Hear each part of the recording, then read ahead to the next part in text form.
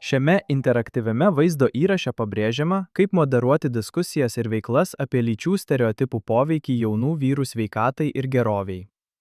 Išmoksite vesti įtraukius pokalbius, kurti išteklius, įkvėpti dalyvius mesti iššūkį stereotipams ir naudoti įvairius realaus gyvenimo pavyzdžius, kad užsiėmimai būtų įtraukiantys.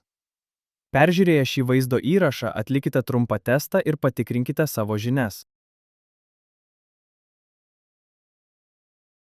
Lyčių stereotipai dažnai tyliai lemia, ką jauni vyrai galvoja apie savo sveikatą. Daugelis užauga girdėdami tokias žinutes kaip vyrai neverkia arba tikriems vyrams nereikia pagalbos. Šie įsitikinimai gali paskatinti juos ignoruoti skausmą, slėpti emocijas arba atidėti vizitus pas gydytoją. Pavyzdžiui, jaunas vyras gali vengti kalbėti apie nerimą, nes bijo atrodyti silpnas, arba gali prisimti nereikalingą riziką, kad įrodytų savo tvirtumą. Šioje dalyje padedame nustatyti, kaip šios žinutės formuoja kasdienius pasirinkimus, nuo mitybos ir fizinio pasirengimo iki emocinio atvirumo. Sąmoningumas yra pirmas žingsnis siekiant išsivaduoti iš žalingų įpročių. Iš pradžių kalbėti apie lytį ir sveikatą gali būti nejauku. Štai kodėl jaunimo darbuotojai turi sukurti saugią ir įtraukią aplinką, kurioje būtų gerbiama kiekviena nuomonė. Užuot vedę teorinės paskaitas, užduokite atvirus klausimus, tokius kaip: kada jaučiate spaudimą elgtis tam tikrų būdu? Arba: kas jūs išmokė, koks turėtų būti tikras vyras? Leiskite įsivyrauti tylai, apmąstymams reikia laiko. Kai kurie dalyviai dalinsis asmeninėmis istorijomis, kiti gali tik klausytis ir tai normalu. Tikslas yra ne dėl visko susitarti, o mąstyti kartu. Nuoširdžios, atviros diskusijos dažnai tampa lūžio tašku jauniems vyrams naujai pažvelgti į sveikatą ir tapatybę. Sudėtingos idėjos tampa lengviau suprantamos, kai jos yra paaiškinamos vizualiai.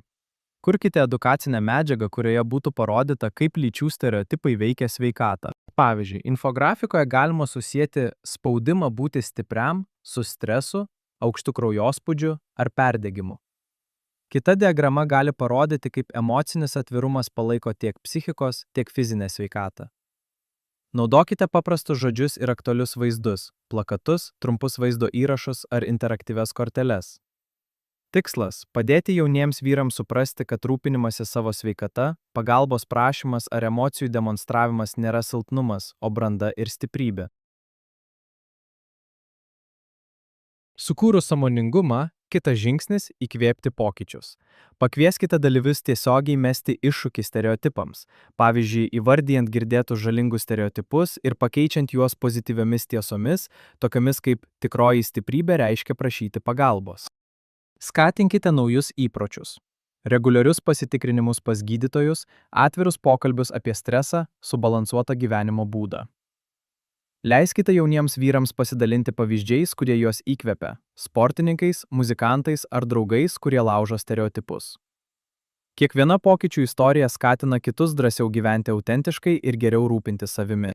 Kad diskusijos būtų prasmingos, įtraukite realaus gyvenimo istorijų ir įvairių pavyzdžių. Parodykite, kad vyriškumas gali pasireikšti įvairiais būdais. Vyras gali būti rūpestingas, reikšti emocijas, ambicingas ir stiprus tuo pačiu metu.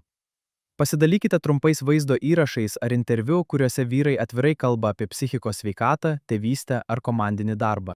Pakvieskite dalyvius pasidalyti istorijomis iš savo bendruomenių, galbūt mokytojo, draugo ar šeimos nario, kuris meta iššūkį stereotipams.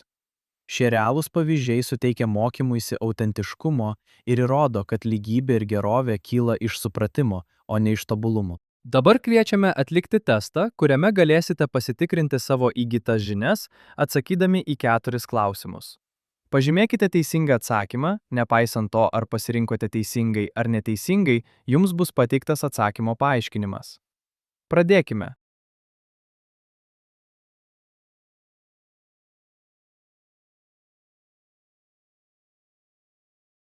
Tai viskas šiai sesijai. Ačiū už jūsų dalyvavimą. Tęskite mokymąsi e-studijoje, kad įgytumėte daugiau naujų įgūdžių, skirtų teikti skaitmeniškai transformuotą neformalų mokymą jauniems vyrams apie sveikatą ir gerovę.